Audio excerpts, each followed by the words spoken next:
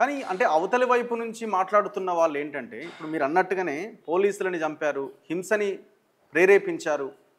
సరే మీరు అనొచ్చు వాళ్ళ కోసం చేయలేదు అని. కానీ ఇటువైపున నష్టపోయింది కూడా అమాయకులే కదా. ఇప్పుడు రాజ్యాంగం ఏం చెప్తున్నది? రాజ్యాంగం ప్రకారం చట్టాలు, పార్లమెంటు, అసెంబ్లీ ఇవన్నీ మనకి వ్యవస్థ అనేది ఏర్పాటై ఉన్నది. ఈ వ్యవస్థలో ఇది నిషేధితమైనటువంటి టీం కదా. సో ఈ నిషేధిత టీంకి మీరు ఎట్లా సపోర్ట్ చేస్తారు?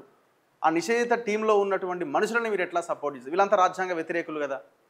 ఈ చర్చను లేపుతున్నారు గట్టిగా.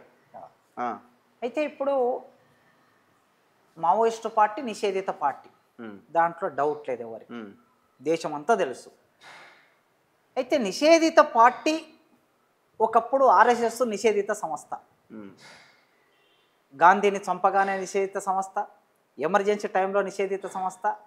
నిషేధం ఉన్నప్పుడు దాంట్లో అద్వానీ గారు పనిచేశారు, దాంట్లో వాజ్పేయి గారు పనిచేశారు. ఇవాళ మంత్రులుగా, ప్రధానమంత్రులుగా, దేశ మంత్రులుగా ఉన్న వాళ్ళందరూ పనిచేశారు. వాళ్ళందరూ నిషేధం ఉన్నప్పుడు కూడా అందులో తమ సంస్థ కోసం మాట్లాడారు. అంటే రాజకీయంగా నిషేధం విధించరని అంటారు, పొలిటికల్ కుట్ర ఉంది అని అంటారు. సరిగ్గా ఇక్కడ కూడా ఇది కూడా రాజకీయం. మావోయిస్టు పార్టీ ఒక రాజకీయ వ్యవస్థ, అది ఒక రాజకీయ పార్టీ. తాను ఎన్నుకున్న పద్ధతి పట్ల మీకు నాకు ఏకీభావం ఉండొచ్చు, ఉండకపోవచ్చు. మావోయిస్టు పార్టీ ఒక సాయుధ పోరాటం ఎన్నుకున్నది, ఈ రాజ్యాంగానికి వ్యతిరేకంగా పనిచేస్తున్నారు. పనిచేసేటటువంటి హక్కు ప్రకారం వాళ్ళు పనిచేస్తున్నారు.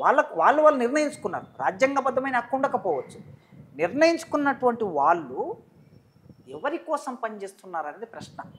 ఇక్కడ నిషేధం ఉండటం ఉండకపోవటం అనే దానికన్నా వాళ్ళు చేస్తున్న పని విదేశాల కోసం. ఉదాహరణకి ఒక ఉగ్రవాద సంస్థ ఉందనుకోండి, ఉగ్రవాద సంస్థ జమ్మూ కాశ్మీర్లోనో లేకపోతే ఇంకో చోటో ఒక పెట్టుకొని వాళ్ళు పని విధానం చేస్తున్నప్పుడు చాలా సందర్భాల్లో పాకిస్తాన్ ప్రేరేపించినటువంటి వాళ్ళు ఈ ఉగ్రవాద సంస్థ వచ్చి దాడులు చేస్తుందని చెప్తూ ఉన్నారు.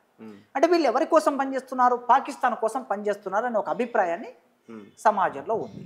అందుకోసం వీళ్ళు పనిచేసేది పాకిస్తాన్ కోసం కనుక వాడు చేసే పని తప్పు. ఇక్కడ నిషేధించబడినటువంటి మావోయిస్టు పార్టీ పనిచేస్తున్నది రైతుల కోసం, నిరుద్యోగుల కోసం, శ్రామికుల కోసం, సామాన్యుల కోసం, ఈ దేశ సంపద అందరికీ సమానంగా అందాలనే ఒక ఆకాంక్ష కోసం, కన్నీటి లేని సమాజం ఉండాలని కోరుకుంటూ వాళ్ళు పనిచేస్తున్నారు. పైగా ఆ బిడ్డలందరూ ఎవరు? ఇక్కడ ఇంజనీరింగ్ కాలేజీలో, ఇక్కడ డిగ్రీ కాలేజీలలో, ఇక్కడ తర్వాత మెడికల్ కాలేజీలలో చదువుకున్నటువంటి అపురూపమైనటువంటి ఈ దేశ సంపద, ఈ దేశ నాలెడ్జ్ వెళ్ళి వాళ్ళు పోరాటం చేస్తున్నారు.